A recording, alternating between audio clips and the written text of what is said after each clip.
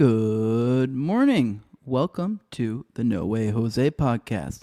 This is the morning dump. It's Monday, July 27th. I'm your host, Jose Galison. This is the kitty of the day, Jeff, starting the week out right on a Monday with everyone's favorite kitty, Jeff, the furry fella of the house, the fat fuck himself, the handsome homie. He's an absolute sweetheart. He is awesome. One of our favorites around here on the dump and over at the Galison household. But for those who like seeing my hot takes, typically around Monday through Friday, around 11 a.m. Eastern when I'm here and when I make it on time.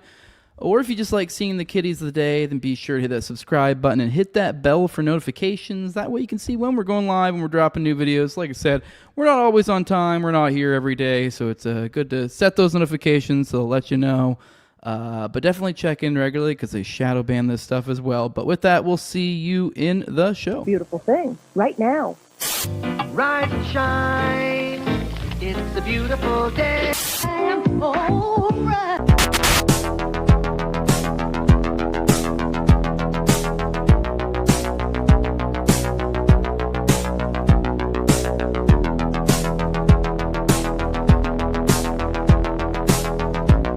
About a third of the building has been blown away.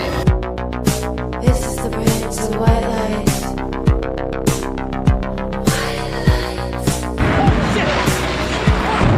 light. Our very freedom came under attack in a series of deliberate and deadly terrorist acts. And at that point, we were taken for another round of questioning, this time related to our allegedly being members of Mossad.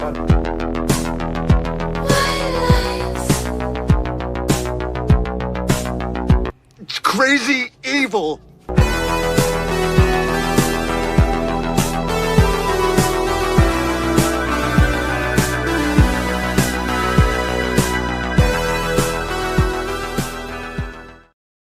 Good morning, everyone. Hope you're having a good one. We have plenty to go through with you all today.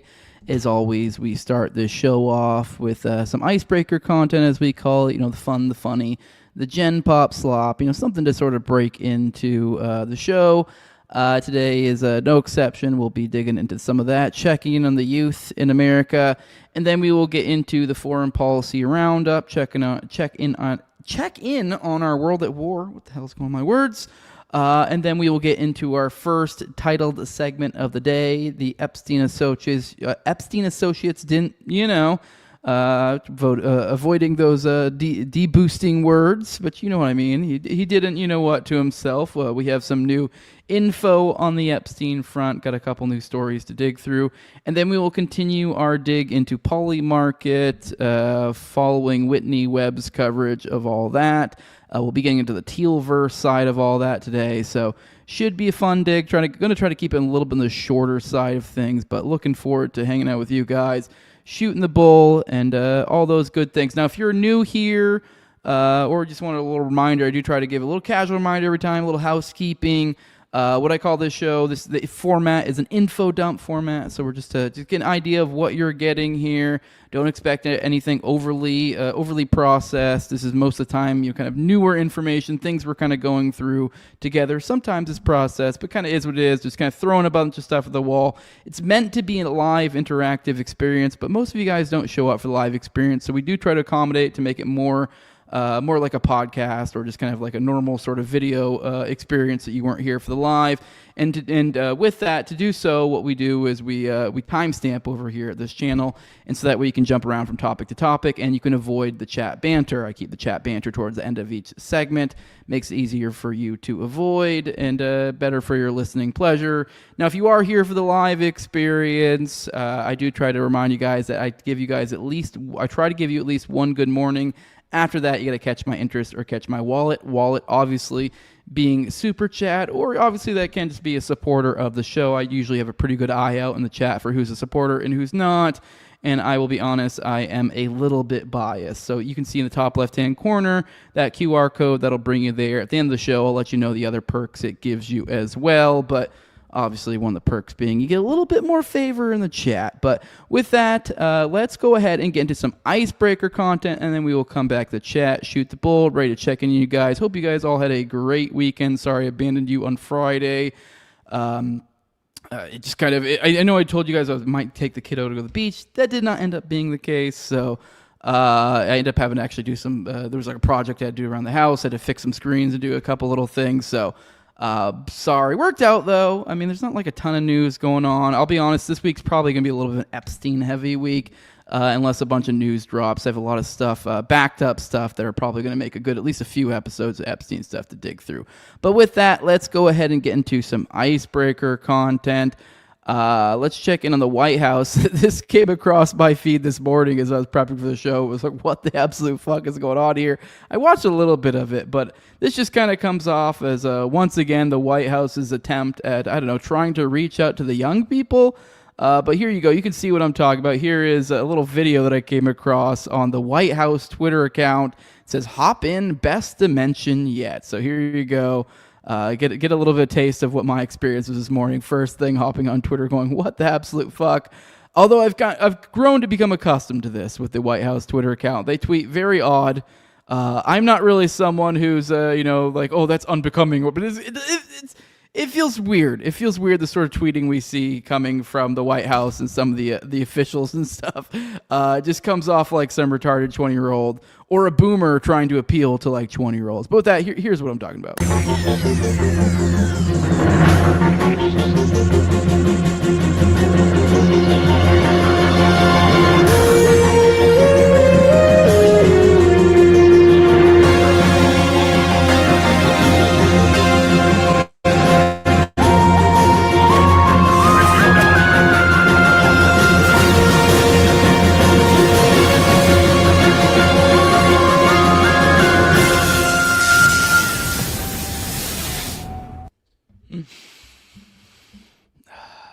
All right, for those who, any of the audio people for some reason dredge through this segment that's almost always visual gags, just to give you a little catching up what that was a little 40-second video from the White House, kind of a play on Rick and Morty, obviously. So same animation style, everything. You see looks like Trump and who's kind of almost this Rick character, then J.D. Vance, who's kind of like a Morty character, which I will admit, something about that is kind of humorous. Thinking of JD Vance as like a Morty, I do like envisioning JD as a Morty. That does very much fit him. I think that is kind of like deep down inside he is the Morty, because let's be real, Morty's kind of like the bitch. So it's just funny imagining JD Vance. I don't really feel like it's quite on the nose considering Trump or Rick, but JD a Morty just fucking nails it. But either way, that's what that is. A little goofy, feels like a failed attempt to reach the kids. And I figured with that, to keep with that theme for Icebreaker Content, I figured probably checking on the kids a little bit. So we like doing the show, checking in every now and then on Clavicular.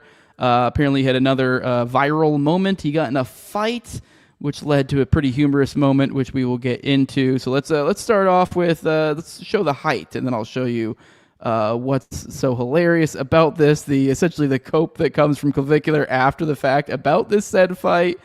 So yeah, I don't know if we're gonna watch all this. This is 5 minutes long, but let's watch this together. Here's Clavicular getting in some sort of fight in a parking lot, and I've just seen a lot of people clowning on him. Apparently, he got absolutely pieced by whoever this dude is. So let's watch it. You're under citizen arrest. You're under citizen arrest. You're under citizen arrest.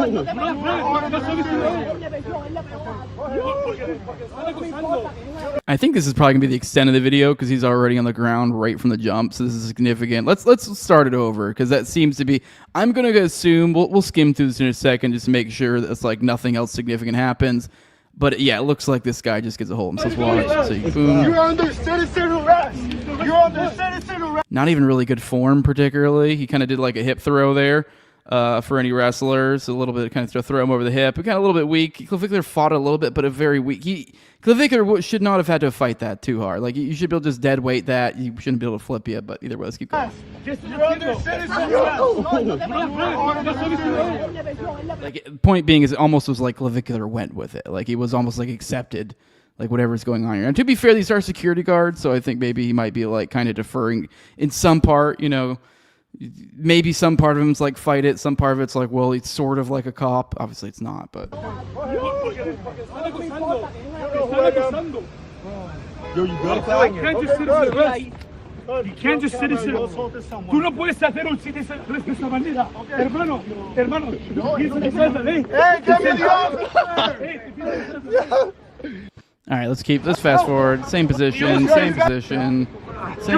And keeps. All right, now he's back up on the ground somehow. Oh, he gets back up later. All right, let's see how he gets back up. You are the fucking citizen's arrest. All right. Okay, so the other guy gets in the mix because he has this like friend that's kind of like, hovering around trying to push his way through, and there's this other security guard that keeps pushing him back, being like, "Fuck off." So I guess he finally gets in the mix and helps Clavicular get up. Bro, that's get the fuck off of him! You piece of shit! Get the fuck off of him! You are the fucking citizen's arrest. All right. You're under citizen's arrest. You're under citizen's arrest. We're fucking tackling somebody. Bro, he's right there. All right, whatever. I'm bored by this already. But either way, it's the clowning on him here that's significant. We see here this person says, "This is the most pussy shit I've ever seen in a minute." First of all, Mr. Looks Maxed getting chokes maxed by an old age pensioner and taking it like a good boy. Then his femboy mate attempting to intervene by respectfully pushing the security guard. What nerds. I mean, I guess my interpretation of this is obviously we kind of got jumped into the middle of it. I don't really know what happened before this. I'd assume that probably these are security guards. I saw what looked like security guard stuff on these people or something along those lines. So to these security guards, I'm assuming they did something they probably weren't supposedly doing, making an ass of themselves in some sort of club or something. So I'd assume, like, if I'm putting myself in the head of, like, Clavicular and his friend, they might think to some degree that they're at fault. So they might really not be committing to the fight, if that is, I guess, what I'm getting to. They're kind of doing this, like, tepid, like, should I fight, should I not? So yeah, that's why it looked like, honestly, like Clavicular when he got taken down the first time, almost like he went with it. Almost like as if a cop was arresting you and taking you to the ground, like you weren't really fighting it, you just kind of like go with it. Like you somewhat fight to the degree that you don't want to like hurt yourself, or you kind of like will let yourself down easy, but like kind of went with where the guy was taking him is what it felt like to me. So I wouldn't really give him too much shit for this because I didn't really feel like they were really trying to fight. It seemed like they were more just trying to struggle to get away at best. So, I don't know. Kind of a weak thing to really shit on them too much for. I don't really know. I'd need more information. But, like, yeah, if this is they're 100%, these guys are really trying to fight these. Yeah, that was some weak shit. But I don't think they were really trying to fight these guys. So it's kind of a silly thing to jump on them, but obviously just becomes funny because this is the cope that comes from Clavicular. So I guess just kind of demonstrative of where his head is at. I mean, he could have probably said something along what I just said of like, hey, I was just at most trying to get away. I didn't want to hurt these people. But for some reason, or just don't respond. But for some reason, the cope he decided to go with was, I'd like to anyone, which I don't know if he's drunk here or what, because there's like typos galore. So I'm going to read it how it says. It says, I'd like to anyone hating to try to have the leverage required to wrestle while wearing 3 inches of height inserts. We aren't playing the same game. And so, okay, so back up. Keep in mind, this guy's the looks maxing guy. Now, I don't know enough I've never really gone into all the looks back, learn all the lore. I kind of don't care. I only learn enough of it to just have fun and goof with it. Well, I would assume the whole height inserts thing, especially the fact he's bringing up in this way with no shame, is like, I bet you he probably sells it as like a, hey, if you want to max your looks, women like tall men, you need to be wearing inserts. If, even someone like him, I think isn't he already like naturally over 6 foot? So like, you would think he's probably attractive enough, but he's trying to max. So I guess in his head, he needs 3 inches more, to get max. I guess that's what every man needs. You just think you need 3 inches and you're perfect.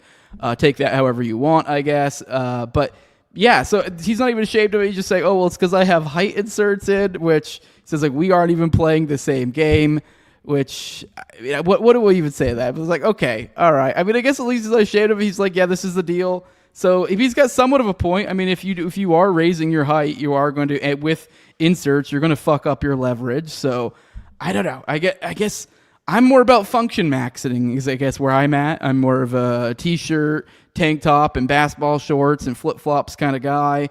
I'm function maxing. That's where I'm at. I'm not quite in the looks maxing. So I think we're demonstrating the ills of look maxing here to where we've gotten to the point where he's justifying losing fights with, well, I was wearing 3-inch heels. Doesn't really quite sit well, I think, with most men. So keep that in mind, young men thinking about the looks maxing route.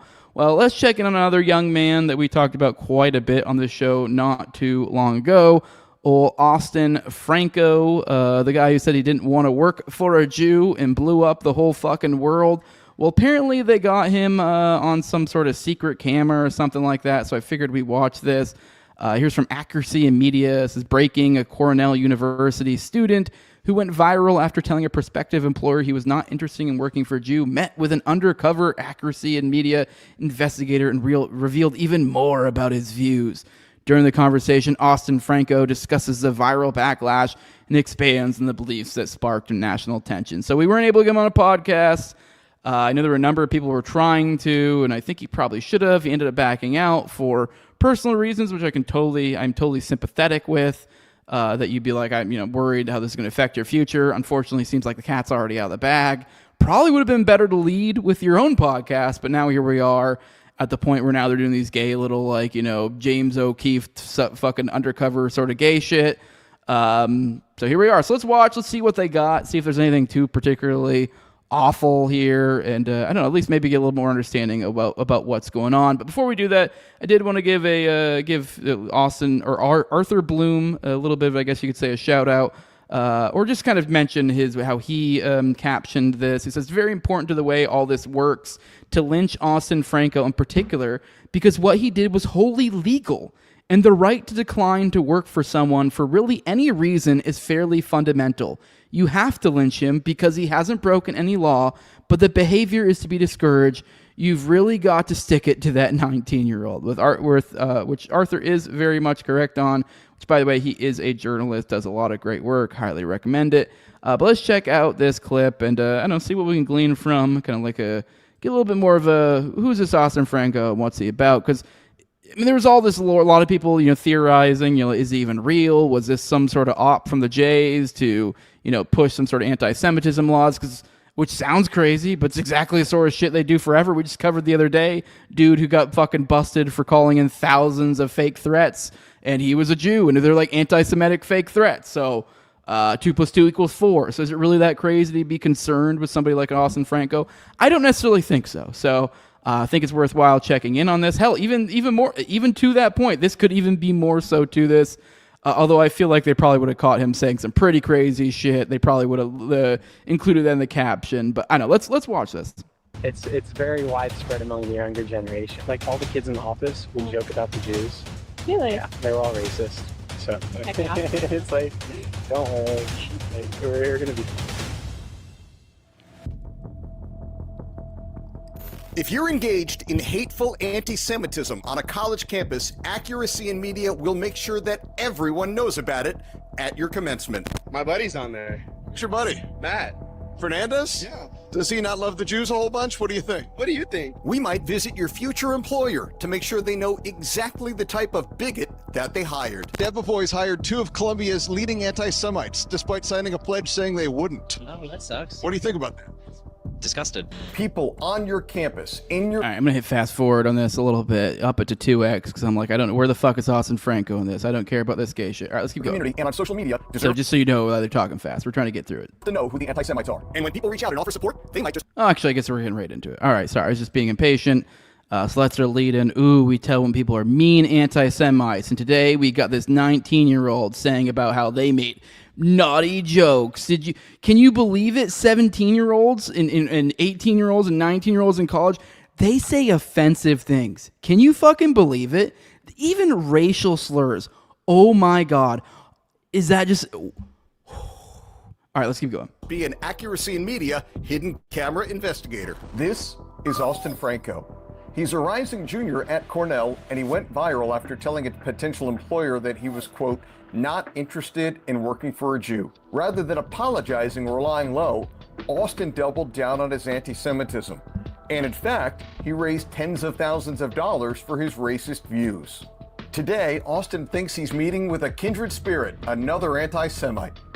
By the way, not racist, not a race, which I'm not one really to argue whether something's racist or not, generally speaking, but I think we should really start pushing back on that, especially in the Austin Franco case.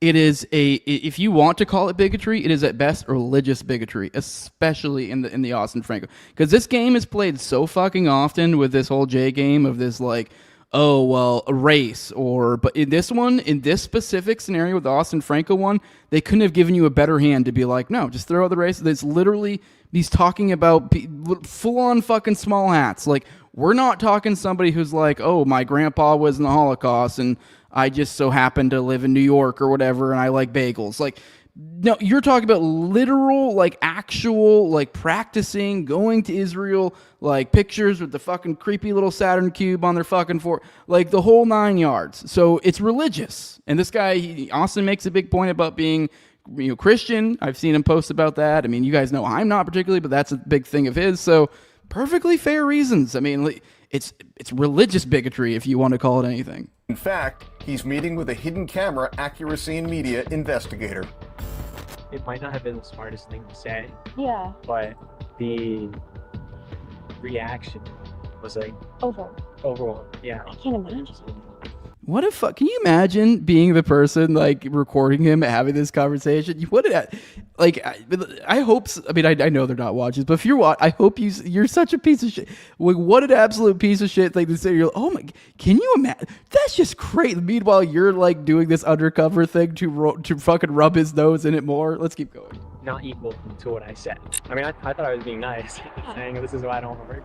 Yeah. I mean, most employers are just like, sorry, we can't hire you. The funny thing, he's actually correct in a sense. Like, I mean, I struggle to believe he did think he was actually being nice by saying that, but it is like, I mean, who knows? Maybe he's some weird autist. In a certain sort of way, that actually is someone doing you a kindness. If you were a Jewish employer and that was something that very much mattered to you, your Jewish identity, and someone tried to literally came to you for employment and then realized you were Jewish, they are giving you information. This is allowing you to be able to make informed decisions about things you do in the future. And I don't know, he is doing you a favor. I mean, I understand there is a certain little like niceties that we exist upon in the world, and we don't do these things generally. So in a certain business way, but in a real like serious, in a like a autistic sort of way, like, absent social signaling and all that stuff, this is actually a very nice thing to do for someone. Like, if this is your belief system and you're like, I don't want to work for this guy, instead of just bailing and giving him no reason, it's like, this is why I don't want to work for you. And like, at the very least, they have an additional piece of information why some person doesn't want to work for them. And I mean, I don't know. I mean, maybe you don't do anything with that. Maybe you do, but I mean, it's more info, and more info can't necessarily be bad, right? So I don't know. Either way, let's keep going. Yeah. We've had a bunch of competitive applicants. They don't give you a specific reason. Yeah. So at least you know. Yeah. It's just, I guess my point is just crazy that we're running this guy through the ringer over being like autistically honest. Like, I mean, I guess you could say maybe he was being an asshole, but like, it is also, there is another way to interpret that. Like, he was just some sort of weird autist, super honest sort of guy that was just like, well, if that was me, I'd want to know. Like, and I mean, yeah, if it was me, I would want to know. Currently registered in Cornell? Yes. Has there been any backlash from your school? Has the school responded in any kind of... Just the one notice, and their advocacy team reached out as well. But as of now, they said there's not anything going on their back end. I think because I didn't say anything that could be classified as hateful, there wasn't really a leg they could go on. Yeah. Give, save, go. Like, for that, have you already like received the money for that? Yeah, I received some already. Okay, cool. So it's like $25K. Franco had some interesting theories to share with us. And this is the problem I'm having. Yeah. I'm going to Cornell, I'm applying for all these jobs. The only thing I'm getting is unpaid internships working for Jews. Pretty much only Jews, actually. Yeah. The company I was working at prior was also run by a Jew. Yeah, that's why I got fired. And you just have to look at the cards on the table and realize there's no way you're getting into power. Now, I would like to know more about that. That's interesting, because I'm glad we watched this now, because we're getting more information. It's funny that they're like trying to run this guy through the ringer, and it's like now he's actually giving more reasoning. I mean, I get why people would feel uncomfortable about that exchange to some degree. He's like, oh, all these Jews, and you're like, it is a little bit like, why are you so focused on it? But then he did mention in all of that the last guy I was working for, I ended up having it fired because. So I don't know if maybe that would happen to be some guy. He did have maybe he had an internship and all this stuff blew up already, and maybe that's what got him fired. But it sounds like that's something that informed why he didn't want to work for Jews. And once again, we are talking about like religious Jews here. So we are talking about a religion, a system of beliefs, a system of behaviors. Like, there's nothing wrong with being like, I don't like this system of behaviors. I mean, you may need to justify like why, like what about these behaviors, but like he's kind of alluding to all of that here, and like, well, I've had issues with people who have this belief system already, so I'm noticing a pattern here. So all right, let's keep going.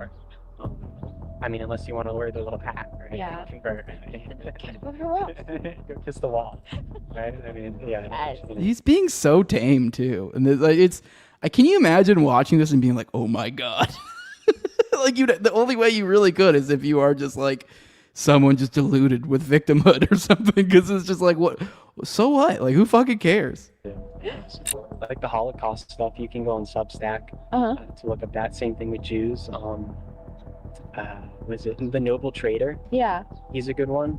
Okay. I don't know if I believe everything he says, but yeah, it's interesting to me. Give me an example. So like IQ differentials between like blacks, whites, Asians, and Jews. Oh, thank God I'm talking about race realism. That's awesome. Let's keep going. Yeah.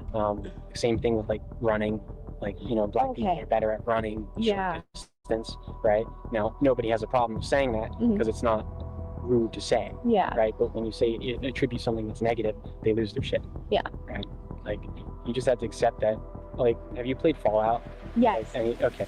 Like, you have the stat bar. Yeah. Right? Like, you can max out intelligence, but you're not going to be able to max out strength. It's the same thing here, right? You have to make sacrifices within each race, and within the bell curve for what you want. Employment opportunities. What would be kind of your area? Something in politics. Oh, okay. Are you wanting to run for office? Maybe. Oh, county commissioner? I don't know. Maybe something a little bigger. I love that. Okay. So if we could maybe connect you with some campaigns, you might be interested in that? Yeah. Sick. I'm assuming you're not harmful, man. But no, I could be wrong. I don't like Trump. Yeah. I'm not a particular fan of the Democrats either. Yeah. They both serve the same master. So. He also painted a picture of the rise of anti-Semitism among the younger generations. It's very widespread among the younger generation. I mean, prior to this, I was at my head life running.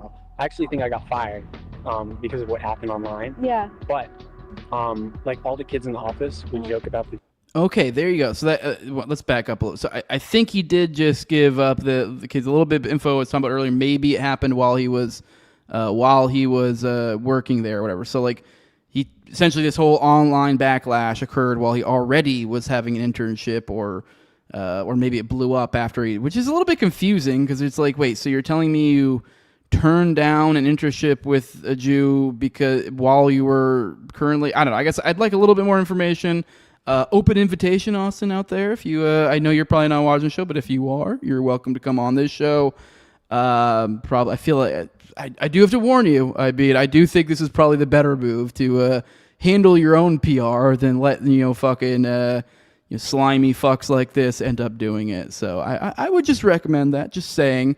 But either way, yeah, let's keep going. It's fine.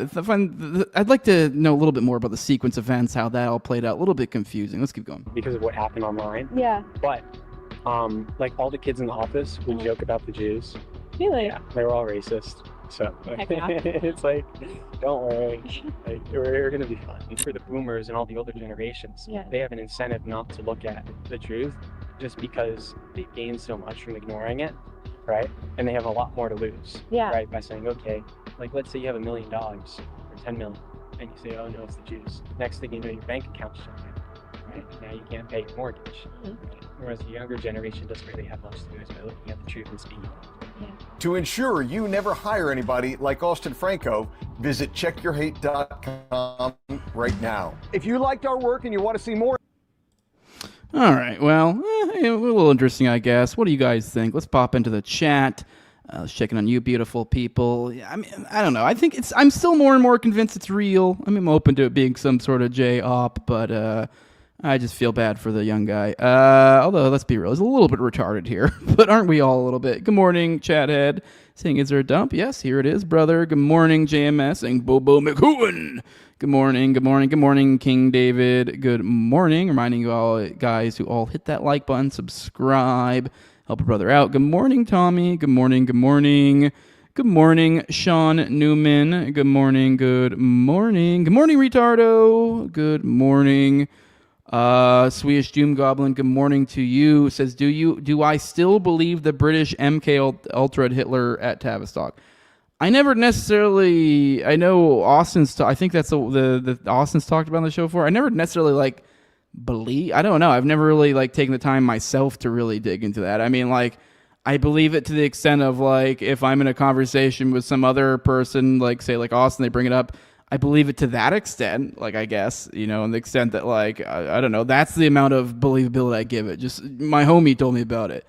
And so I don't know, I give some credence to it, but I've not gone down that rabbit hole personally myself. So it's not something that I would, it's not like I'd go on any podcast pushing it or anything myself. So because I don't really have a particular strong opinion. So I don't believe that, but I don't not believe it either. I mean, I don't know. Good morning, Gotis. Good morning. Good morning. Swedish Doom Goblin says, I think Putin is also MK Ultra'd by them.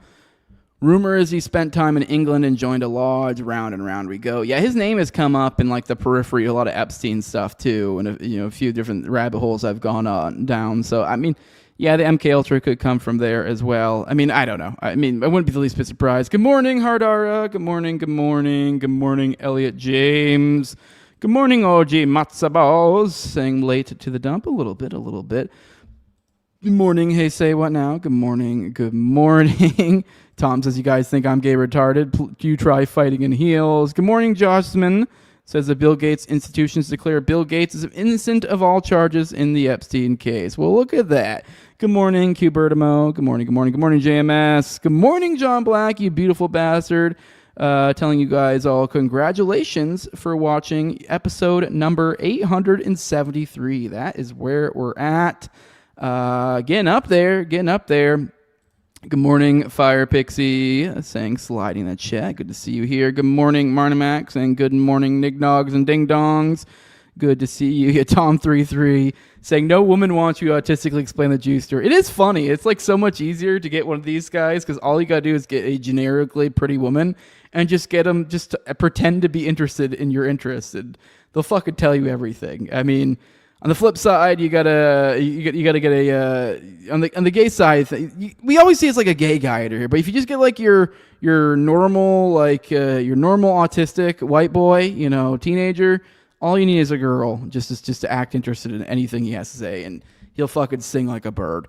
Good morning, Bug Fights. Good morning. Just give me a second. My fucking mouse is acting up. Good morning. There we go. Good morning, Bug Fights on Rumble and over on YouTube. So good morning. Good morning, Hotep. Says Mernin, my fellow future colonizers. Good morning. Good morning, Northside.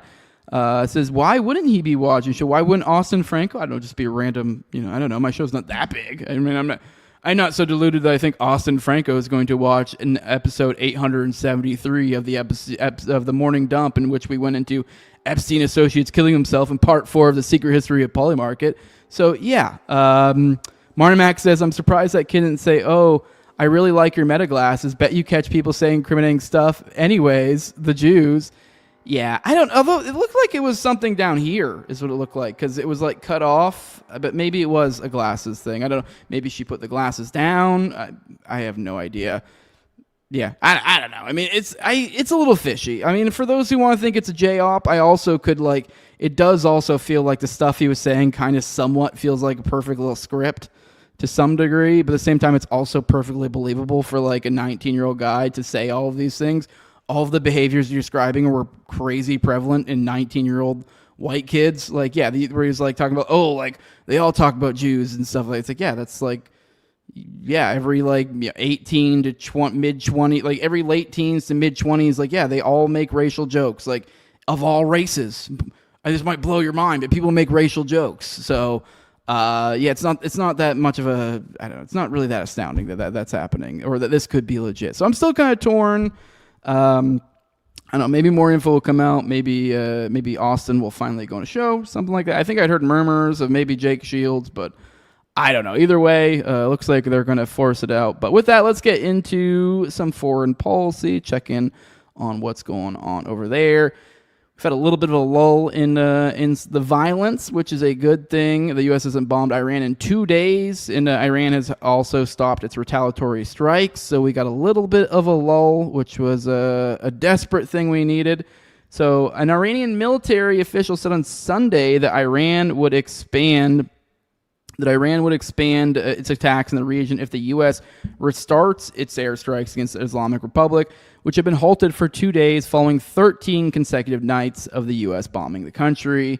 Says, I believe that the Americans once again fall for the Zionist deception or move in line with them and insist on continuing the war, particularly through airstrikes. Geographically, this will expand further, said Iranian army spokesman Mohammad Akraminia, according to AFP.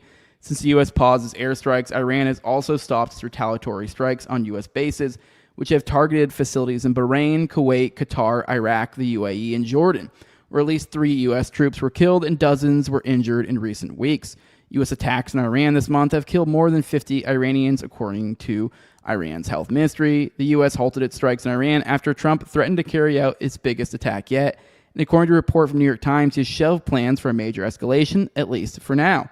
The report said the pause came after Trump held a meeting with his top aides who warned that a major escalation risks depleting U.S. Patriot missile interceptors and other air defenses to a dangerous level. Officials also expressed concern about more regional escalations as Saudi Arabia appears to be back at war with Yemen's Ansar Allah, known as the Houthis, following the Saudi strikes on the Sana'a International Airport in Yemen, an attack that Trump approved.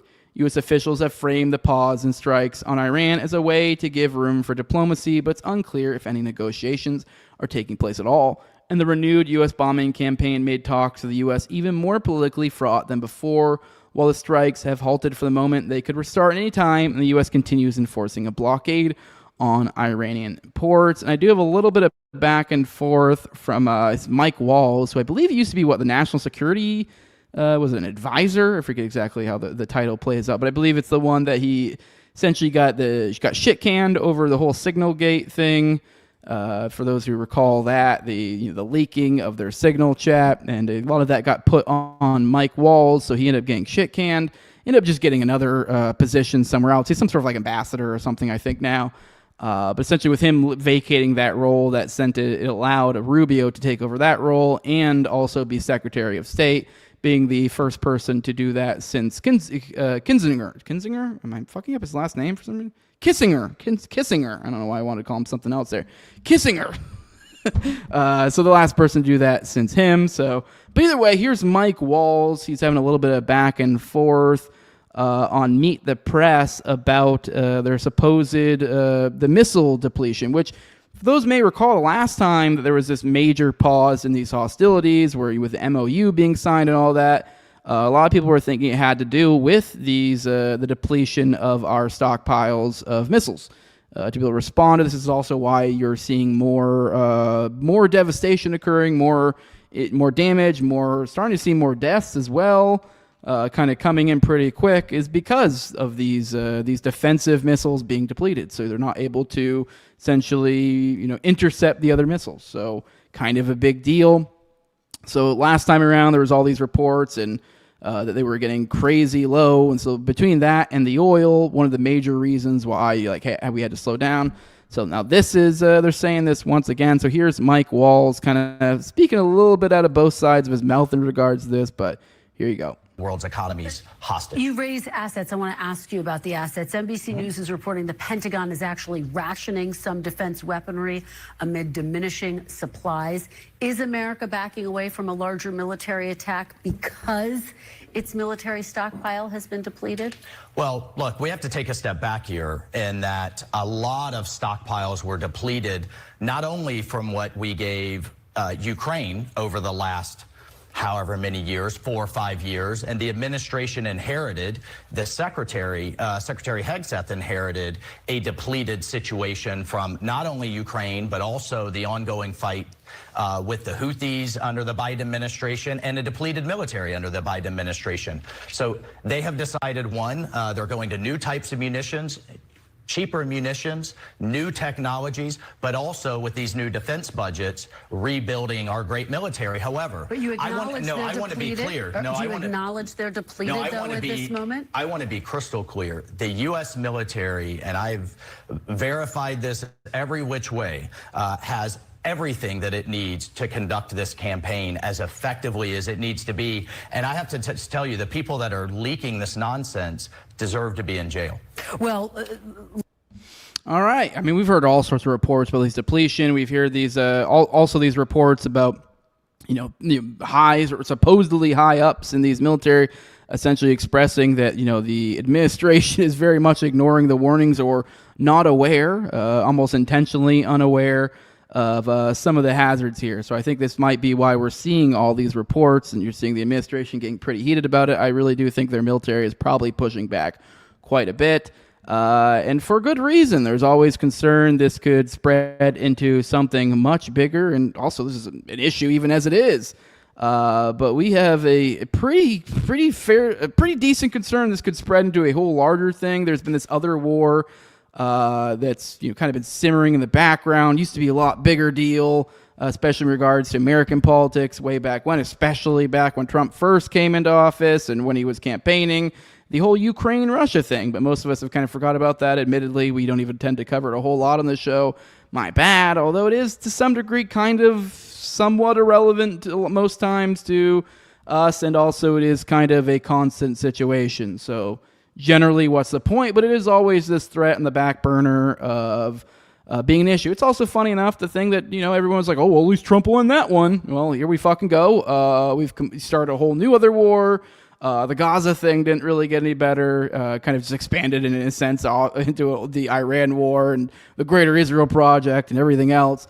But we, that got even way fucking worse. And the Ukraine war kind of just stayed in the same exact place.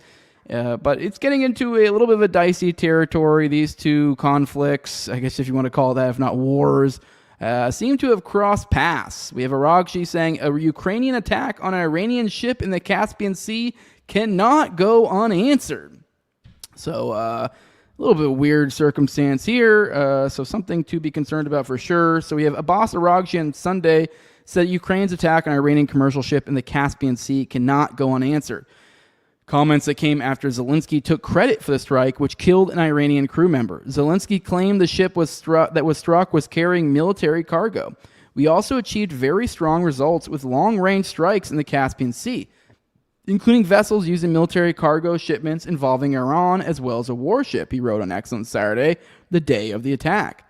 In his statement on Sunday, Aragshi said that Zelensky has attacked an Iranian commercial vessel, killing a sailor. A blatant UN charter violation done at Israel's behest to drag Europe into its war. The Iranian diplomat added that in calls with Russian Foreign Minister Sergei Lavrov and Kaja Kallas, the EU's top foreign policy official, he made clear that the freeloader in Kiev did what the freeloader in Kiev did cannot go unanswered. The attack on the Iranian ship comes as Ukraine continues escalating its long-range drone attacks against Russia, which are carried out using intelligence provided by the U.S. and have been targeting Russian oil tankers and refineries, and have also been killing a significant number of civilians. So while I have said we haven't been paying attention, it has actually been kind of to some degrees trickling up and getting more of a concern. A lot of the Russia-Ukraine stuff, every now and then we check in on it, but it is kind of a back and forth between civilian deaths, it seems, at this point on both sides, seemingly continually getting further and further into the homeland of each respective state. So very much a concern. And this, keep in mind, Russia is a nuclear country. So wild territory that we have continued to wade further and further and further and further and further in. And these two things look like they could combine into a whole bigger thing, unfortunately. But let's hope that doesn't happen. And but with other concerns of things that could expand into something else, There's another thing to keep an eye on, the whole Yemen-Saudi Arabia thing. Let's hope it stays contained to those parties. But Trump said in a post on Truth Social on last Thursday, that he would target Yemen's Houthis, officially known as Ansar Allah, and inflict military punishment on Iran if more tankers are targeted in the Red Sea. This is a year ago, the U.S. of A attacked very powerfully the Houthis for their interference with commerce and trade by shooting at ships. Since that time and during a conflict with Iran, they have acted very responsibly. Unfortunately, now they're starting up again, shooting at 2 Saudi Arabian ships last night. Please let this truth serve to represent, if they do this again, the U.S. will hold Iran responsible, in that the Houthis are a surrogate and / or proxy of Iran. So, see, once again, try to bring this into the whole Iran thing, and major military punishment will be inflicted upon Iran. And of course, the Houthis themselves, who I'm very disappointed with in what they have until now, acted very professionally and smart, he added. Now, we've talked about the whole bombing campaign in Yemen, and this did not go over well. So all this bluster, being while we've kind of embarrassed ourselves last time we tried to go toe-to-toe with the Houthis and completely just barbarically murdered a bunch of innocent people, and then left in basic defeat after spending way too much money, losing all sorts of assets, and being embarrassed by a much smaller military force. So I guess they just are glutton for punishment, want to look stupid all over again. So definitely something to be concerned about there, how that could expand into a larger conflict. Keep in mind the Houthis covering the Al Mandeb Strait. We have already got one strait closed. The Mandeb Strait's another one that's a lot of stuff goes through there. Currently, it's only supposedly being shut for Saudi goods. So I don't know. Could expand to a whole larger thing. Let's hope it doesn't. Now let's check in on what's going on between the Yemen and the Yemeni and Saudi forces, and continue to hope that it doesn't spill over into a whole other conflict. But we have Ansar Allah, also known as the Houthis, said on Sunday that its forces shot down a Saudi drone over northwest Yemen a day after the group launched strikes targeting Saudi oil facilities in response to Saudi strikes in Yemen, which these oil facilities, this is actually why, for those, a lot of people may recall, before the whole Gaza thing, we had the Yemen thing. That was probably the biggest humanitarian thing, but before the Gaza thing, and I think it still actually has larger numbers than Gaza, from my understanding. So still the worst, as far as I'm aware. Maybe I have the numbers wrong, but really fucking bad.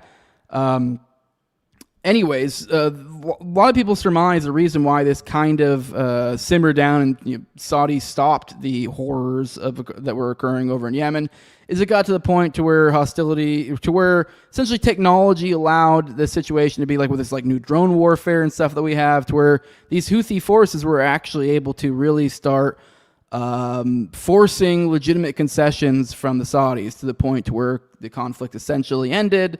I'm sure they probably still have all sorts of economic sanctions and yada yada, but so far as actual hostilities, it just was not something they really could carry on.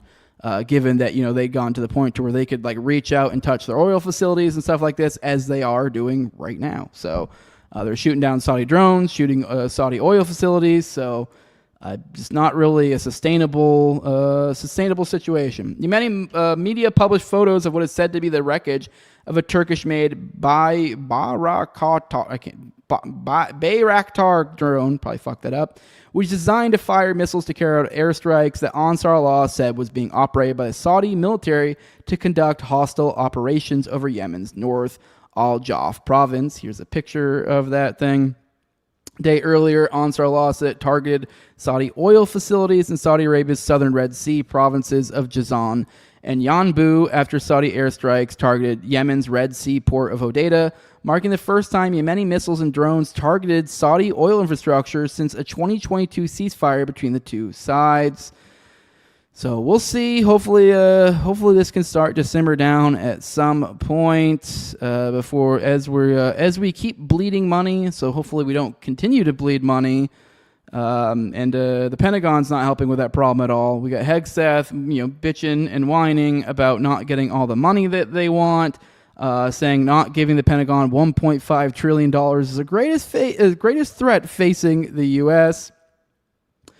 Hegseth, during a congressional hearing on Tuesday, said a failure to appropriate $1.5 trillion for the Pentagon's fiscal year 2027 budget constitutes the greatest threat to U.S. national security.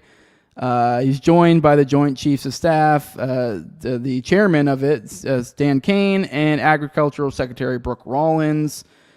Most of the money would go to the Pentagon, but approximately $11.1 billion would go to U.S. farmers. The war with Iran has depleted Pentagon funding, and the shock to the oil economy will have a direct impact on the fertilizer market farmers depend on.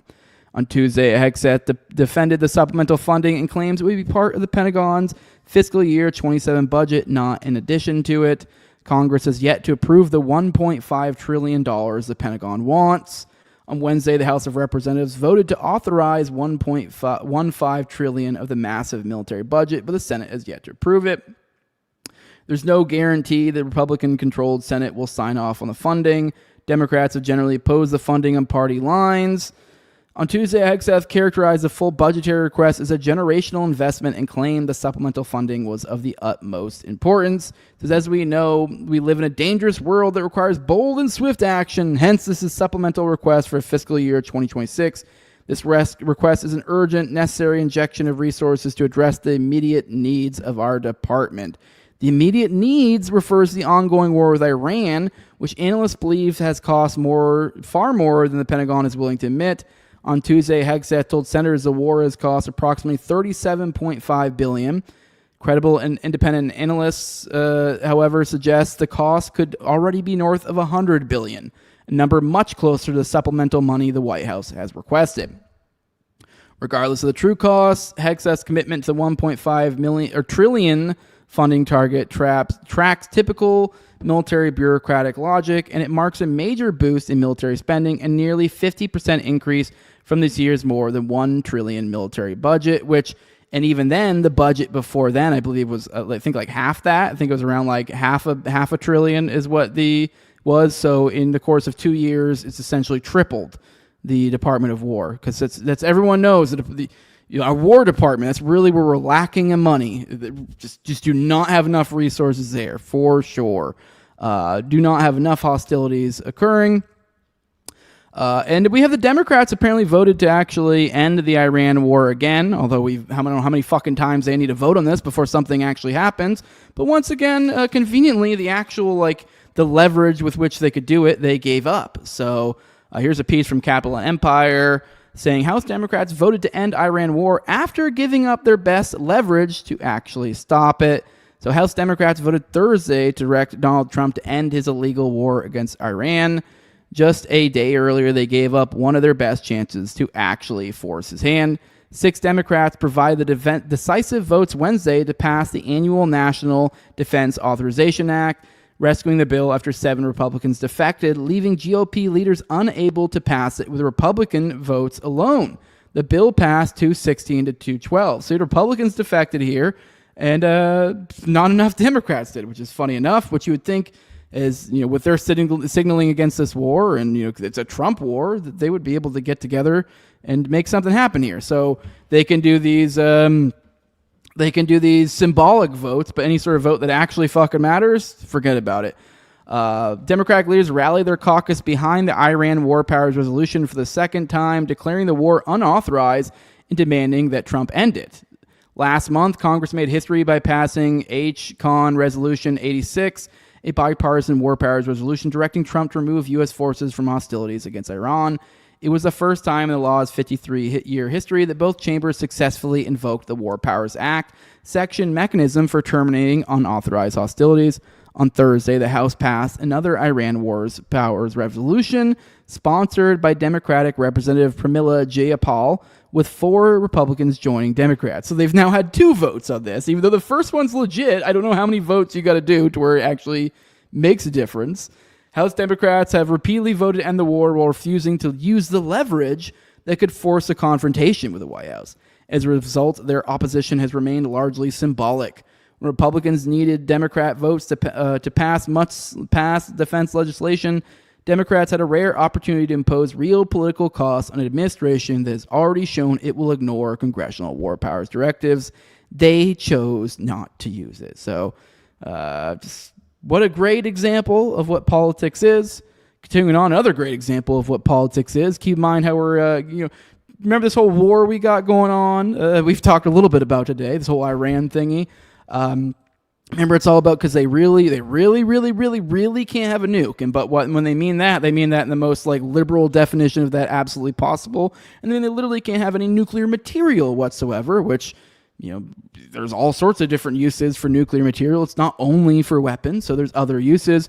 So literally not allowed to enrich whatsoever because they're evil or something. Well, remember that whole like Saudi Arabia regime I just told you about that committed one of the worst humanitarian tragedies of this modern century, of the past 50 probably years or so. Actually, what is there? Do they? I don't know. What's the one before that was like a quarter million? Wink, wink. Just kidding. Anyways, whatever. The past few decades, at least, I don't know. If we're gonna compare tragedies, at least in my lifetime, that's probably the biggest thing that's happened. The regime that was responsible for that, Saudi Arabia, well, apparently it's okay if they enrich nukes. But even furthermore, we've already talked about that. Apparently, this whole Saudi nuclear deal that's going to apparently allow them to be able to enrich nuclear material, to add an even more ironic little caveat to it, apparently this hinges on normalization with Israel. Ding, ding, ding. Isn't that fun? Isn't that weird? If you're cool with Israel, you can have nukes. I guess that's the line. President Trump on Thursday said the nuclear agreement that the U.S. and Saudi Arabia signed on Thursday will only move forward if Saudi Arabia normalizes relations with Israel, a statement that came after backlash from Israeli officials over the deal. He said the deal won't involve nuclear enrichment, though U.S. officials said it could lead to enrichment on Saudi soil, and that it would be non-military, citing Iran's nuclear program as example, appearing to acknowledge the fact that Tehran doesn't have a nuclear weapons program. Isn't that awesome? Well, with that, let's check back in on our greatest ally, see what's going on there. The death toll in Gaza has now reached 1,200, and that's since October under this current supposed ceasefire deal. So 1,200 people. On Sunday, 7 died, so bringing that up to 1,200. So exactly 1,200 people have now died over in Gaza, almost daily occurrence since October. And we're also seeing violence ticking up over in the West Bank. Apparently there's been, I think there were a couple, there was like a settler and I think like an IDF guy who died recently, probably harassing locals. Which we'll get a little bit into this in a second. And, there's been this whole backlash where in response to this, it's gone way worse. So Israeli Premier Netanyahu and his war minister Israel Katz renewed threats on 26 July to expand the ongoing campaign of ethnic cleansing, forced displacement attacks against Palestinians in the occupied West Bank. The instructions we gave were to enter villages, search them, seize weapons, and make arrests, Netanyahu said on Sunday. He added that Israel is prepared to act more broadly against terrorist strongholds, referring to refugee camps in the territory, which have been largely destroyed and depopulated by Israeli forces over the past year and a half. Katz made a separate statement on Sunday vowing that Israel's operations in the occupied West Bank will expand. In addition to the operations currently underway, similar measures are now being considered by identifying where terrorist activity is being organized and where we need to strike in order to disrupt it and prevent it from continuing, he said. Israel has been illegally occupying the West Bank and expanding settlements for decades, but has drastically escalated its long-standing policy of violence and ethnic cleansing under Netanyahu's current government, is now rapidly moving forward with a de facto annexation of the territory. The new Israeli threat coincides with non-stop ongoing settler attacks against Palestinian civilians in the West Bank. I mean, hell, here's one example of a mosque being set on fire in Kusra. I saw actually a clip the other day where apparently some settlers tried to douse gasoline on a baby and set it on fire. Apparently they were able to somehow save the baby, but I'm sure it probably had some burns or something like that. But just holy shit, who would try to fucking burn a baby to death? Just here's your answer right here.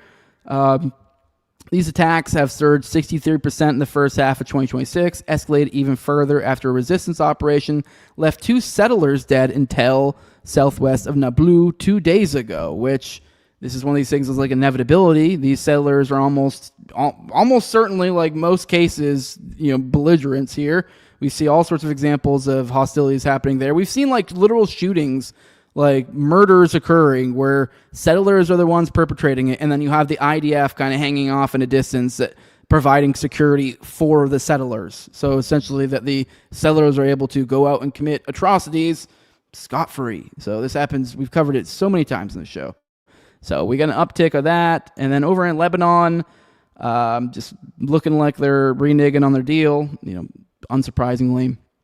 The Lebanese army is accusing Israel of violating the ceasefire. What? They never do that. And then firing on their position. The Lebanon Pilot Zones project finally got underway last week following substantial delays and multiple rounds of negotiations. The Lebanese army now says their deployment into those villages as required by the deal is being prevented by Israeli violations of the ceasefire. The pilot zones were meant to be symbolic token pullouts from Israel after months of expanding their Israel invasion and occupation. Indeed, the pullout included a village Israeli forces had attacked and largely destroyed, but weren't even actively occupying anymore. Israel would only do that on the condition their occupation would be replaced by a Lebanese military occupation. And while that began last week, the areas quickly came under Israeli attack. So, not looking like they're ceding land so well. A little bit of a weird update over here in Venezuela. For a little bit of recap, people may not remember, there's so much stuff going on. Not too long ago, the United States abducted the foreign leader Maduro from Venezuela, essentially took over their oil industry, essentially created a puppet government with Delcy Rodriguez, who was the VP. And now, conveniently, Venezuela has withdrawn from the ICC, the International Criminal Court, and then now the U.S. is now saying it's time to dismantle the ICC after Venezuela withdraws. So they use this as kind of like, oh, look, these guys are getting out. Look how stupid the ICC is. So I don't know, kind of see a little bit of writing on the wall here. A lot of people may not recall the ICC is who has designated Netanyahu, and I think at least one, if not more than one. I believe this is like former Ministry of Defense guy or whatever, but also one of his members of his cabinet were as essentially international war criminals. So. And with that, there's been lots of mauling coming from the U.S. side of things about how stupid the ICC is. We talked about just last week about how Mamdani was talking about whether he was even able to arrest Netanyahu with him coming over to the U.S. soon. Well, just find it interesting with Venezuela, just this convenient timing decides to back out of the ICC. And, of course, the U.S. doesn't miss a beat to use that as something to point to. And to finish off our foreign policy coverage for today, I figured a little bit of an ode to Lindsey Graham. Apparently, there was a documentary filmmaker who has been following him around in the years prior to his death, and they got a pretty nice little moment from Lindsey. It's just in his final moments, you can look back and be like, hey, at least he finally, a man whose life. I think why he died, when someone, imagine if Moby Dick, you ever read the book Moby Dick where he's going after the great white whale? It's Captain Ahab, right? He's going after it's Moby Dick's the whale, yeah, and then it's Captain Ahab. And imagine, what happens? You kill the whale. What do you do? You're just if you are someone in his later years, you just kind of, it's like when you hear about married couple, when the someone who's been married for 80 years or something crazy, and then one dies and then the other one dies. It's just kind of your purpose, it's gone. And there's different ways of looking at it. It's a beautiful thing to it too. It's like a life fulfilled. You're meaning you're done. You're ready to shed your mortal coil. And it's just nice to see that Lindsey Graham had a similar moment such as this. And I figured it's just a great way to send off our foreign policy coverage for the day. So with that, here is this beautiful moment. So for anyone who feels any sort of pangs of hurt of Lindsey Graham being gone, just know, his life, he was fulfilled. He ended how he wanted. I know you see him as this weird older bachelor, but his life reached its zenith. He had no reason to continue. He even managed to, as a passing, pass it off to his sister that he essentially raised. Just a really beautiful moment. And to add this to it, I'm just really glad we got to get this. Sorry, I can't do this anymore. Enjoy this little clip. Virtually everything they have has been knocked out now. Their missile count is going way down. Amazingly, they're hitting countries that Look what we've done here. I almost cried. Yeah. How long have we been pushing this? You've been pushing this for years, right? Right, it's here. I talked to Trump this morning. Oh, he's jacked. It's the best thing I've ever done. He loves blowing stuff up. So, there are a lot of people inside didn't want to do it. So I've had my challenges. But President Trump, when he gets into the zone, he listens, he asks good questions, no tweeting. He has done he hadn't tweeted much at all, no drama. He's been a great wartime president. I said last night that Trump and Bibi are like Roosevelt and Churchill. I mean, they're the right two guys to confront this evil. All right, for those who didn't catch the context there, this is footage that was released showing Lindsey Graham when he heard the news that the U.S. was striking Iran when this all started. So for anyone who feels any sort of sadness on Graham's passing, just know he was a man. His mission in life was over. He was there was nothing left for him here, and he went a happy man. Being killed by Russians in a Ukrainian drone factory, probably just the way he would have wanted. With that, let's roll the chat, say some more good mornings, and then we will get into Epstein Associates didn't, and then I don't know. Maybe let's see if we have time for Polymarket. We should have time for some Polymarket. But with that, let's roll the chat. Checking you guys. Marty Max says I'm 42 and racist jokes never went out of style, and they never will. They never ever will. Good morning, Mustache. Good morning. Good to see you here. Good to have a resident expert anti-Semitic here. Good morning. Good morning, Fendelander. Good morning. I don't know. I thought I already said good morning to you, Q-Bert, but if not, good morning. See, Mustache got the joke. Says 271 tops. There's a mix of people, not only Jews. Yeah. See, actually, if we're plagued by fun stats for the old holo thingy. I wonder what is it? Let's look up Yemen. I know it was over 100. I don't know if it went to that far though. Yemen, what do we call it? Yemen genocide? I guess Yemen genocide. I was trying to think of what would be the term for it. I'm trying to see what the number is. Death toll. What are we getting here? We got 233. Okay, I actually think even by fun stats, I actually think surprisingly enough they win that one. So 0.1 to the Jays. What else we got here? Mustache says they were 15 million before the war, and after they are still only $15 million according to their claims. But he's talking about Yemenis, guys. He said, but Yemenis can't be counted, don't like it. It's actually forbidden by Orthodox Yemenis. Yeah. There were 15 million Yemenis before the war and after, guys. Don't look here. Nothing to see. Did I ever say good morning, you million big calf? Not good morning. Good. All right, we got Mustache. Remind you, we got Jays in China as well. It says check out his talk on the history of Jays in China. The episode is called Jinx. I think I caught some of that. Pretty good stuff. What else we got? Fire Pixie saying, "Oh, Miss Lindsay." Yeah, God, just as I can't imagine anyone watches this channel struggling with grief over the loss of Lindsey Graham. Yeah, well, I don't know. We lost a good foil. We lost a good foil around here, and we'll never be the same. But with that, let's go ahead and get into our Epstein stuff. Let's talk about Epstein Associates. But let's get into it. I do have a fun clip to kind of start off with. This is one of those ones just happened to show up in my feed this morning as I was digging through, and I figured I haven't watched this clip yet. Figured I'd dig through it with you guys. It's someone clipped up Dave Smith talking about J.D. Vance and the Epstein files, and then Thomas Massey quote tweeted it saying, "Where's the lie?" Dave Smith nails it. And while we're at it, J.D. Vance appropriated my hillbilly culture. He said he's a Buckeye, LOL. Well, I figured we watch this clip. This is Dave Smith seemingly, I guess, turning on JD. Well, when I say turning, now to be clear, I guess I've kind of checked out on POTP quite a bit in the past 4-ish months, maybe more. I forget exactly. But it used to be a show I watched regularly, so I don't know exactly where he's at on things before I jump into that. But from my recollection, he was always kind of soft on JD, I guess is the way to put it. Kind of we got to be cautious. He's a politician kind of thing.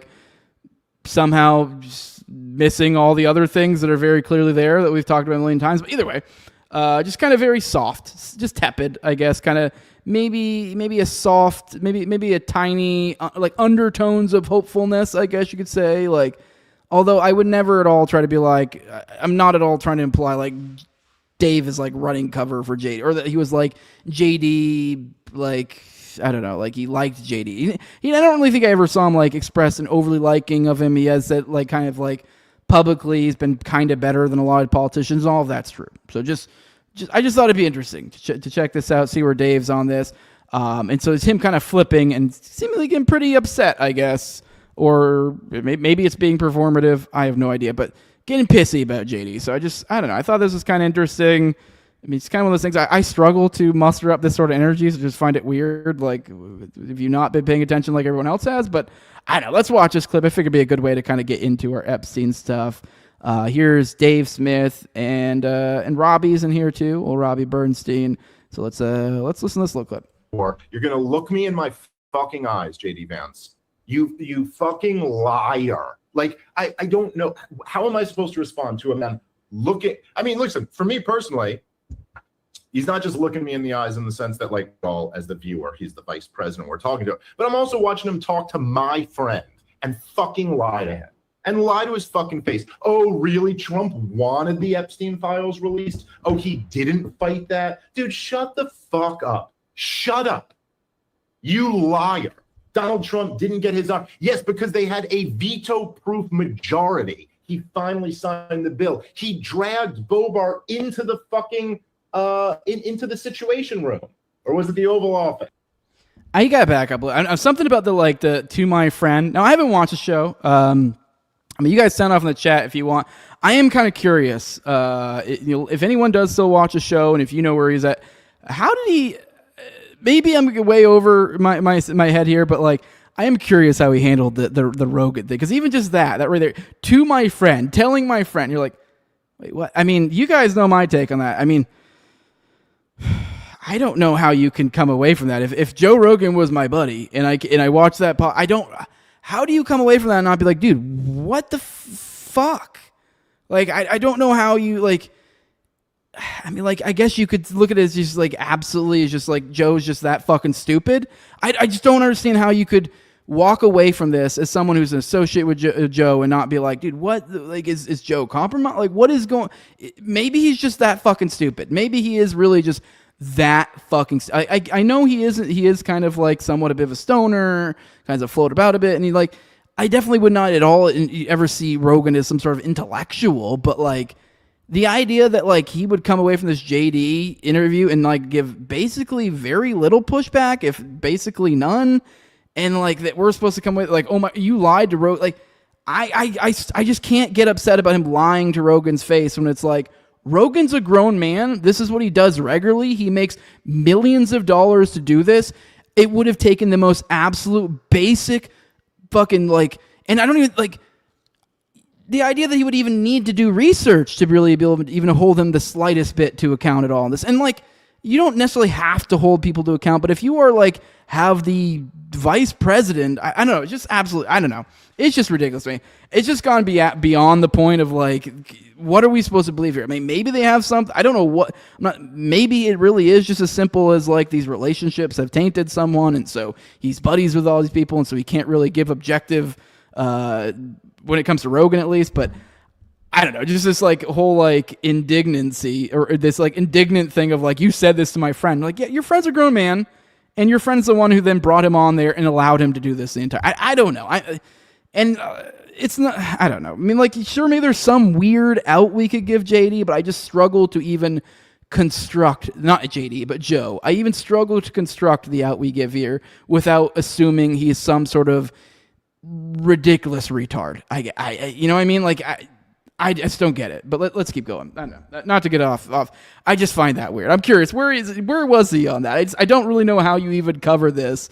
And I guess if I was, I just feel like I wouldn't even make mention of the like friend dynamic or act indignant about that, or even really try to give cover. Because now I'm not saying that Dave should really be.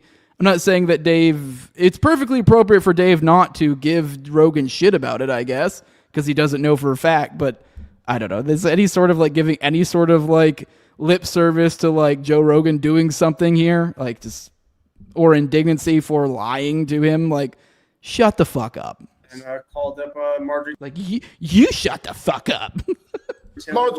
He was threatening people, getting them to vote. Mike Johnson, he had Mike Johnson whipping everyone to vote against that thing. Like, shut up. You're fucking lying to me.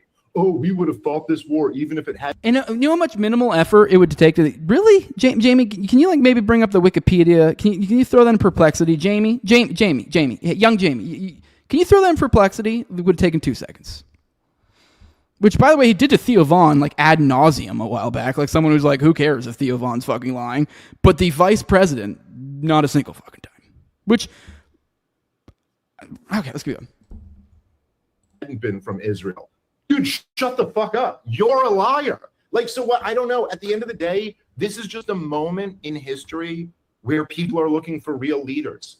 We're looking for men who speak the truth. And J.D. Vance is just, to me, I just look at this, I go, this is a weak man. This is not a truth teller. This isn't someone who believes in anything. I don't know. It's just, and by the way, I also should mention, if I'm being completely fair, it's not that he's bad at this. He's pretty good at it. He's pretty good at going on a podcast. Okay, I don't really have much more to add to that. I mean, I will say the energy of this weird, like, JD Vance, it's like, I mean, I don't know. I mean, like, I'm in a similar, into similar, like, beliefs. I guess I'd say if we're looking at, like, political beliefs, I'm generally in the same ballpark as, like, Dave. So it's like, it's like how you're like, welcome to the party? Like, where have you been? Like, it's kind of like, it just feels weird. I mean, for me, it falls on, like, what is this? But, I don't know, whatever. All right, like, so let's keep moving on, I guess. Let's move past that. I mean... So I guess Dave's flipped on JD, so that's cool. I mean, fuck JD, so that's great. To me, it just felt like weird. Thought it'd be a fun clip to look at and see what all he has said there. But let's move on. We do have another unaliving in the old Epstein case. We have Daniel Siad, who appears in hundreds of emails with Epstein, courting the recruiting girls for him. He was under criminal investigation. Was found dead at his home on Monday. No cause of death announced. So we talked about him actually recently. I know there was a story that came out in the files of, I guess, with these files dropping, new information came out, and there was like a new hunt for one of these missing girls who I believe it looked like she kind of disappeared on one of those Saudi Expresses sort of things, is I believe the implication. But with, sort of Epstein associates, like this sort of rough group of people, I believe Daniel Siad came up in that reporting. It seems like, what I'm understating, it kind of feels like he's a guy who sets up a lot of these, like, he is a model recruiter, but he also seems to be, like, kind of the link to the Saudi guys is what it seems like. So if you want to get a 20-year-old pooped on, he's your guy. That seems to be the move. That's the impression I'm getting so far. But this guy died. He was under criminal investigation at the time. We've never seen this happen before, right? Old Jean-Luc Brunel, old Epstein. This isn't the first time. Now we have another one biting the dust. Old Daniel Siad. There's actually a clip here I figured we could look at.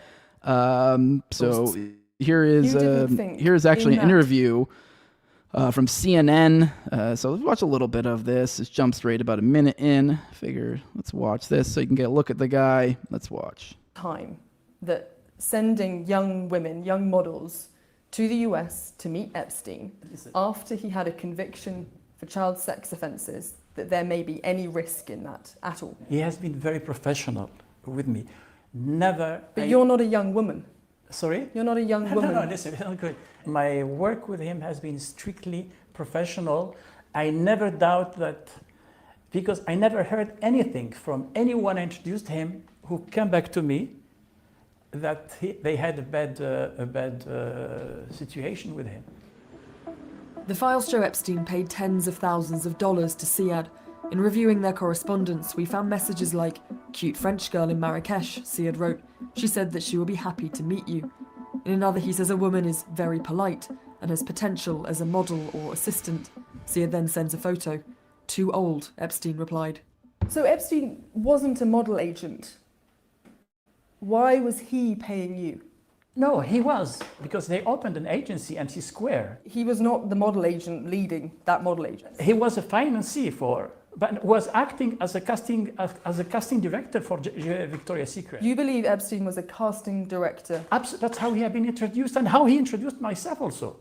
In fact, we found no evidence Epstein had an official recruiting role at either company, MC Squared or Victoria's Secret. You sent an email in 2018 that said you were looking for a good-looking young assistant. If you're looking for models, yes, why are you then looking for an assistant for Jeffrey Epstein? He asked me for assistant. Maybe it was not on the phone, but when I met him in... But was that your job? Sorry? No. But this guy, you could see this guy is on edge. Because I trust in him. I believe this guy is a professional person. He needs somebody. He knows I have a good connections around. If I find the right person who can assist him, I am honored. One of the people Daniel C. had introduced to Epstein was Juliette. Back in 2004, she was a young model in Paris. He told me, okay, so I am Danielle. If you are interested, I can have opportunities for you in New York City. Is that country interest you? I was like, yeah, why not? Juliette had a flight booked for her to New York, where she met Epstein. She described the encounter. He asked me to undress me. So I undressed me and I kept like I always done underwear. And at this moment, he looked at me and said, oh, the bra too. He began to check at me and touch me and say, oh, no, that's not okay. Here, that's not okay. He made me turn. Here, I started to have fear. All right, well, let's move on past this. I'll give this a little retweet for those who wants to check out the rest of that. So yeah, that's a little bit of a CNN already interviewed this guy, looking quite fucking guilty. So you can check out the rest of that clip where they interview Daniel Siad.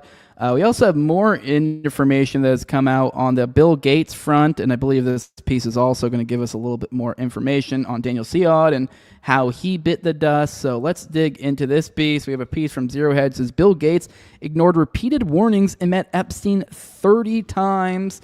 So he really tried to downplay his interaction with Epstein recently. And it's looking more and more like not looking good, Billy. Not looking good, Billy.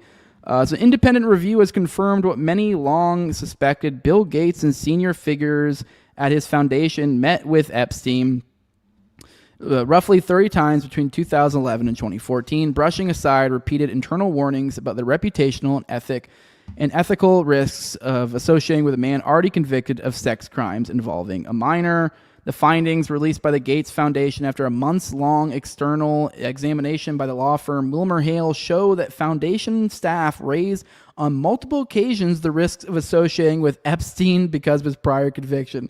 So just to recap, this is from the Gates Foundation, which I'm curious. I wonder if Bill still has it or if that went to his wife. So that would be even funnier if this is now like his wife's foundation and because they got divorced, his ex-wife. Because she has been pretty public about a lot of his Epstein connections. So that would be pretty rich. But either way, I mean, even if he does own it, either way, it's kind of rich that we're finding this information out from his own foundation, being like, fuck this guy. These concerns reached senior leadership, including Gates himself. Gates was aware of the reputational issues tied to Epstein's 2008 conviction and sentencing when the conversations began in 2011. Meetings took place on the foundation's campus and at Epstein's Manhattan residence. Interactions centered on potential philanthropy ideas that never materialized and ended by December 2014. The review found no evidence that the foundation paid Epstein, no evidence of knowledge or participation in his sex trafficking operations, and no evidence the meetings involved illegal conduct. Yet the sheer volume of contact, combined with documented staff alarms that went unheeded, underscores a pattern of elite indifference that has defined the Epstein saga from the start. Reminds me of kind of some of the reports you heard from like people from inside like Victoria's Secret when it comes to like Wexner and his associations with Epstein. Seems somewhat reminiscent of that. Gates Foundation CEO Mark Sussman commissioned the review in March 2026 with support from Gates and independent board members. WilmerHale conducted more than 50 interviews and reviewed foundation records. In a statement, Sussman said the work depends on integrity and earning and maintaining the trust of partners that the foundation is moving forward with board-approved steps to strengthen vetting, risk management, and accountability. Gates himself stated, completing this review is an important step in providing the clarity that partners, employees, and grantees deserve, as well as strengthening our oversight with additional policies going forward. The board approved new processes for centralized vetting of intermediaries, escalation of risks introduced by leadership, clearer dual role rules, and tighter conflict of interest policies. Notably, the review did not examine Gates' personal emails or communications with his private office, a limitation disclosed in a footnote that leaves significant territory unexamined. This latest disclosure lands amid a broader reckoning that has already forced Gates into congressional testimony and exposed layers of previous denials. For years, the Microsoft co-founder insisted his contacts with Epstein were limited and regrettable. In 2019, he admitted the meetings were a mistake, saying he had given Epstein some benefit of the association after the financier's conviction for soliciting a minor. My doing that was a mistake, Gates says at the time. None of that money ever appeared, and I gave him some benefit of the association, so I made a doubly wrong mistake here.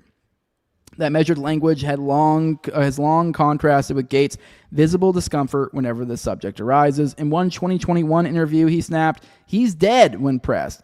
In a later appearance, he insisted there never was any relationship of any kind, then offered an odd smile while repeating that he shouldn't have had dinners with him for over the 100th time. The February 2026 release of millions of Epstein files intensified the pressure. Documents included draft emails in which Epstein alleged Gates had contracted a sexually transmitted infection after encounters with Russian women and contemplated secretly medicating his then-wife Melinda.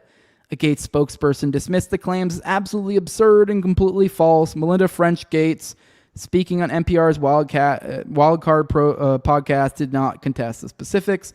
She described unbelievable sadness and said the revelations contribute to the end of their marriage and her departure from the foundation. They need to answer for those things, not me, she stated, and I am so happy to be away from all the muck. The files also contained a 2011 email from Hollywood producer Barry Josephson to Epstein referencing a question Epstein had posed to Gates. How do we get rid of poor people as a whole? Josephson claimed to have an answer. Then the exchange then shifted, discussing a 16-year-old relative of Epstein's for a film project. The document does not record Gates' response, but it sat alongside the foundation's documented meetings during the same period. Even liberal media turned on The View hosts mocked Gates' denials. Joy Behar ridiculed the familiar refrain, "I was not on the island," noting it was hardly the only location where Epstein operated. Sonny Hostin said the Justice Department files meant Gates should answer to it. Lawmakers moved quickly. Representative Nancy Mace publicly demanded subpoena, insisting that she had watched Melinda Gates' interview and immediately asked House Oversight Chairman James Comer to compel Gates' testimony. I have questioned for Bill Gates about Epstein, Mace stated. Nobody's above the law, not billionaires, not the powerful, nobody. Comer confirmed the committee was consulting counsel and the odds are good Gates would face questions under oath, noting bipartisan interest on the panel. Gates ultimately sat for a transcribed interview with the Oversight Committee in June 2026. He told lawmakers he never witnessed nor had any indication Epstein was engaged in ongoing criminal conduct, described the association as a grave error in judgment, and acknowledged he may have been in the presence of victims. He also said he was quite stupid to spend time with Epstein, believing it would advance global health philanthropy when it did not. The foundation's new review arrives as other strands of Epstein's network continue to fray under scrutiny. This week, French model scout Daniel Siad, whose name appeared more than 2,000 times in released files and who arranged introductions of young women to Epstein for over a decade, was found dead at his home near Paris. An autopsy has been ordered, so I guess we're still waiting on that. Siad is the second French modeling figure linked to Epstein to die before facing trial. So with that, I'm going to be surprised if we start seeing a lot more interesting French stuff here. Jean-Luc Brunel was found hanged in a Paris prison cell in 2022.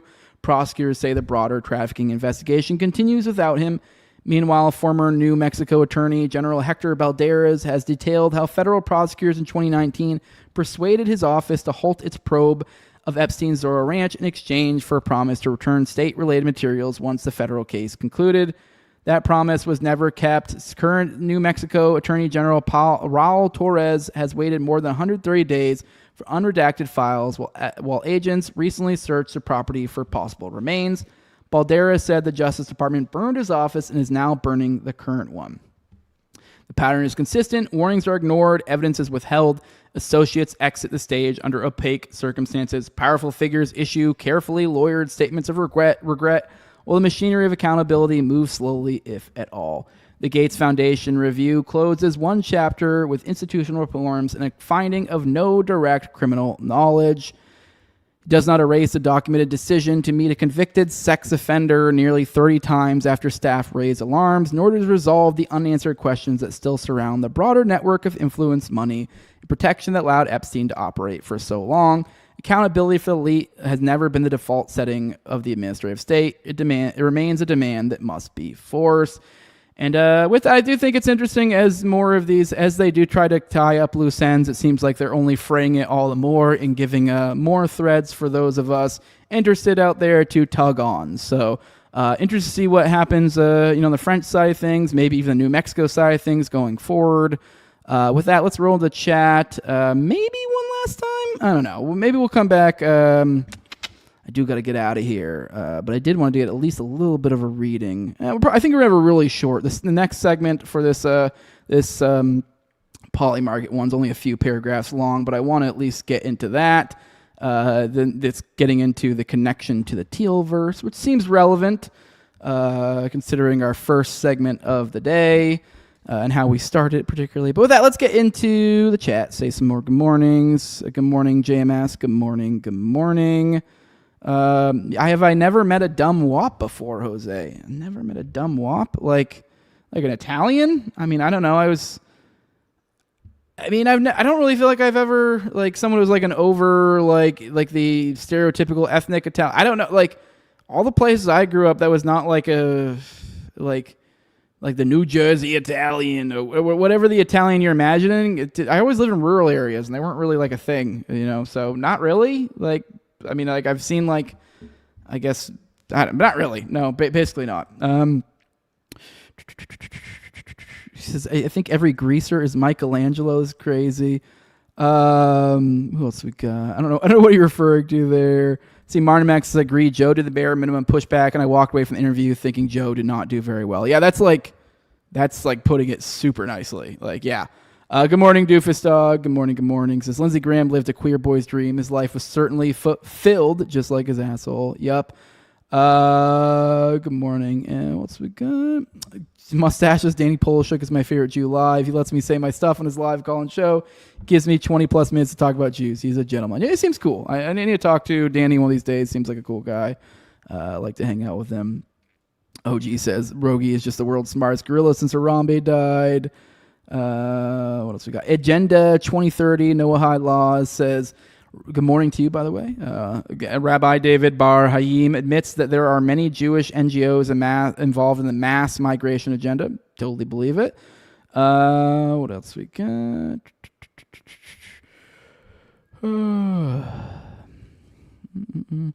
Tom says, Rogan's never set up to be some hard-hitting journalist. Of course, he gave no pushback. He's a retarded comedian. And Dave owes Rogan for a good bit of his fame, so of course he's biased in favor of him. And that's fine. That's fine. Now, that's what I was kind of getting at. And the idea, like, I'd never in any world expected any of the people who do have, who are friends or owe a lot to Rogan to really come out and be like, condemn him for this. That would be wild. That'd be a weird move. Especially because it is like, it's not like anything provable. It's one of those things where you're like, come on, look at this. Like, come on. But yeah, but you don't have to shit on the guy, but it's another whole other thing where you're like, if you are like putting his asshole to your lips and kind of doing that like little humming thing, that's a whole other thing. So, I don't know.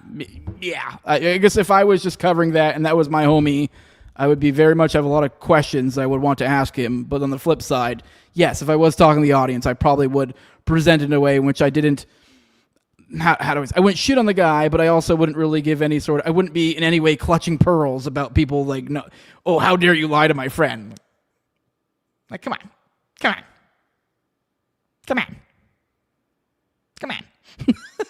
like, what are we doing here? Come on. Like, what are we doing here? That's all you really got to say. Good morning, two witnesses. Good morning. So, of course, they're involved. They're complicit in ethnic cleansing of heritage Americans, especially ones who migrated through Appalachia. Not sure what you're referring to there. Probably talking with Jace. What else we got in here?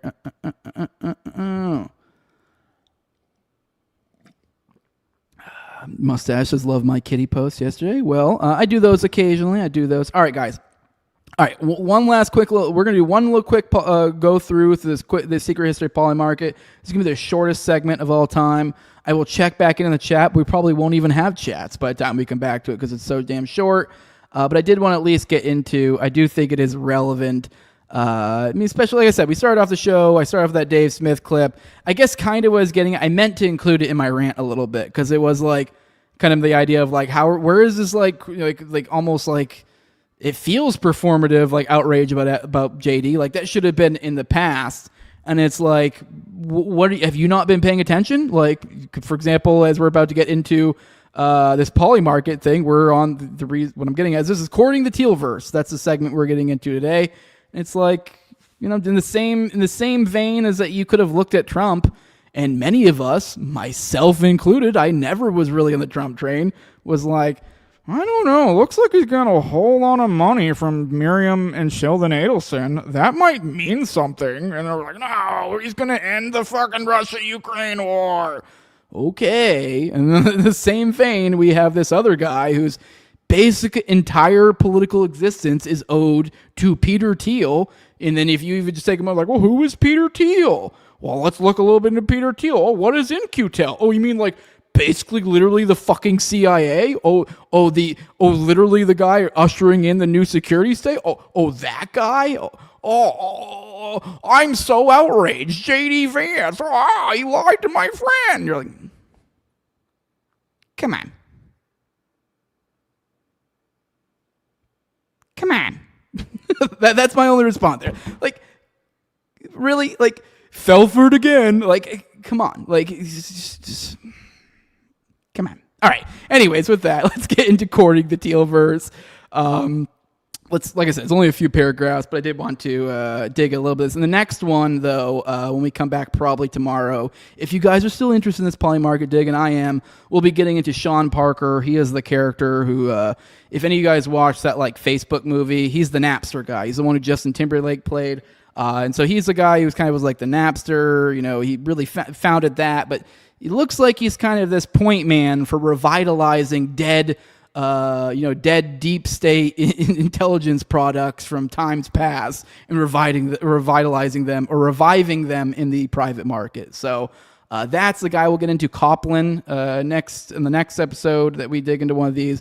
But for today, kind of tying it a little bit together into courting the Tealverse. So we talked last episode about Copland. He's the guy who's the revitalized Polymarket, which also was a old DARPA thing, an old deep state death whatever. But let's get into this. Copland's aforementioned years-long obsession with the trajectory of Silicon Valley billionaires, particularly Mark Zuckerberg, it was worth dwelling on in detail. During the time that Copland was a top expert on Zuckerberg and prior to officially founding Polymarket, several reports had been circulating about the parallels between DARPA's LifeLog and Facebook, including the unusual coincidence that Facebook launched the very same day that LifeLog was formally shuttered. It's not clear that if Copland knew of such claims or not, but his apparent obsession with Zuckerberg's and Facebook's rise, as well as his professed desire to imitate that trajectory, suggests that he may have been aware of such claims and how they have been factored into Zuckerberg's professional success. Though, in the event he was not, Copland surely was aware of the crucial role played by Sean Parker and his associate Peter Thiel in Facebook's early success and the company's ability to become the dominant social media company. If Copland was to emulate his hero, he surely would need to find his own Sean Parker. However, evidence suggests that Copland not only sought to emulate Zuckerberg during Polymarket's formative period, but also Parker as well, which, as I just mentioned, Parker is that Napster guy, came along, helped Zuckerberg in the early days of Facebook or whatever. As noted earlier, prior to founding Polymarket, Copland had given a speech at the World Blockchain Forum in 2018 called The Napsterization of Finance while serving as the CEO of Token Union. Shortly after formally creating Polymarket in 2020, Copland would claim that Polymarket was at the vanguard of ushering in the Napsterization of finance. In order to Napsterize finance and hold that as a central goal to your business strategy, one must know a considerable amount about the company Napster and what it would mean to Napsterize an industry. Given that Parker infamously founded Napster after the CIA made efforts to recruit him as a teen, Copland surely saw both Napster and Parker as models to follow, especially given that Parker was also the first president of Facebook and crucially brought Facebook its first big-name investors, Peter Thiel, thus making him critical to the success of Copland's admitted idol, Mark Zuckerberg. All right, with that, let's roll the chat one last time if we've got any last lingering chats, and then we will get on out of here. I have a little bit of a funny intro on the shorter side of things. I think you guys will get a good laugh out of. But with that, let's check in with you guys, see what you guys got to say. Good morning, that one chick, Chris. Good morning, good morning. We got Mailing Big Cat saying join our social network Goyim Lifelog. Lifelog being what Facebook was called back when it was the Feds project over there in DARPA world. So for those who don't know. All right, let's get on out of here. But with that, guys, I hope you enjoy this out. For those, sorry, I'm all flyers. I got to get out of here. Sorry, I have somewhere else to be. For those who want to support what I'm doing, leave a like, share, subscribe, comment, leave a 5-star review in iTunes or Spotify. You can find the show on YouTube, Rumble, all the major audio podcatchers, and Twitter as well. If you want to support the show in the best way you can, or in the best way, you can do that with money over at patreon.com/NoWayJose2020. Over here in the top left-hand corner, you see that QR code, brings you the same exact place as that URL. At the low level of $2, you get access to early episodes. I try to do about 1 to 2 of those per week. Try to keep 3 to 4 of them behind the paywall at any given time. Give you guys access to ad-free RSS feed, to the Telegram, the pre-show, the post-show, and video calls on me and Austin's weekly live call-in show, Already Dead, which goes out on Tuesdays, tomorrow, at 9:30 p.m. Eastern. So hang out, show up, call in, do all the good things. Also, give a big shout out to the highest level of my Patreon. Is a big thank you for their support. And my previous co-host and Tower Gang at Learn to Toad. Also at Icebreaker D's at ZWCK _ Infinite Zeal. Tim Tuttle at John Klebo. Big fan of the show, Torme. At Wayne Tigus, Mario Kart for Kids. No Free Lunch. Jack, Mark Vestibule, Jacob Murdergab, Biblical Energy Podcast. And John Black, you beautiful bastard. And with that, we're going to get out of here. We'll see you guys on the next one, probably tomorrow, probably around 11 a.m. Eastern. Be sure to hit that bell, do all the things, hype, retweet, like, whatever. We'll see you in the next one. Love you all.